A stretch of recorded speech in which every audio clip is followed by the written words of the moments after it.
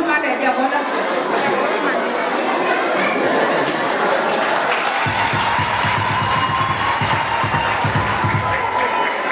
vẫn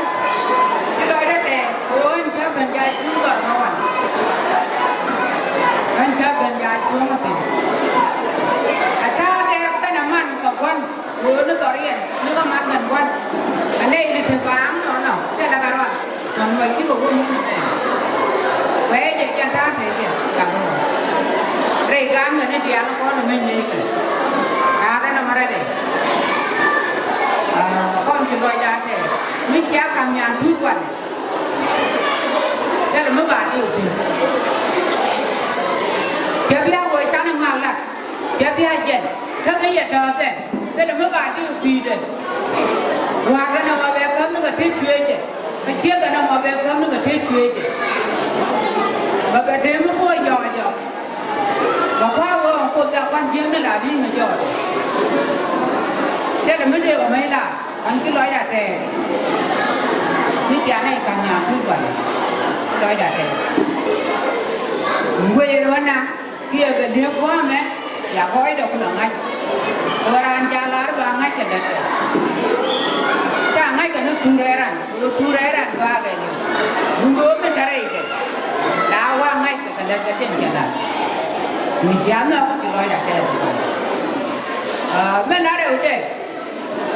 Kan juga cuma ni. Kan juga jalannya jual saja. Kecil tu. Dia jalannya ada yang kau. Nhưng mà để qua để là trả lời anh cho bên xuống mà quan này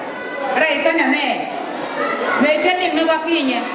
các con thật tin cái lối đó để có bên người quý gặt nhưng mà bây giờ nó về á chứ có quý nhưng mà đúng không cố gắng nhưng mà cái quý nó mà cái này quay nhưng mà ran cái nhưng mà đó mà nhà để cái quý qua hơn là nhà qua nhà còn nên ba là bây giờ là đều vui biết chết có bạn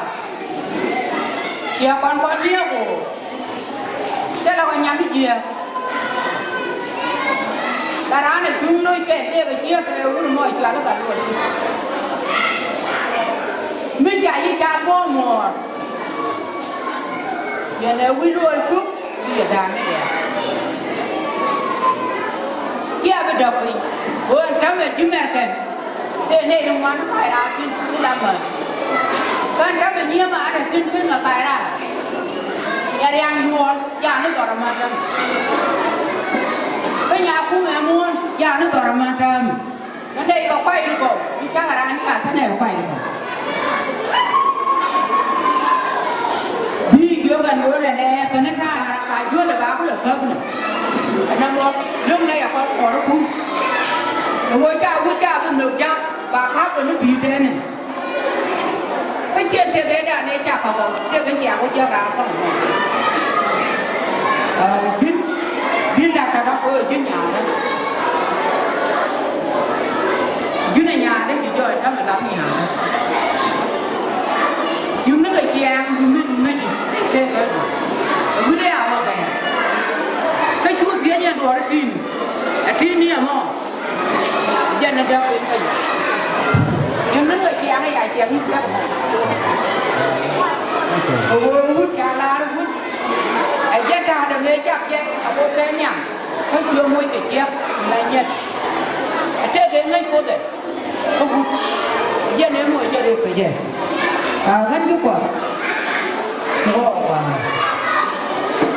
đó là đưa này ra cái đá đầu tiên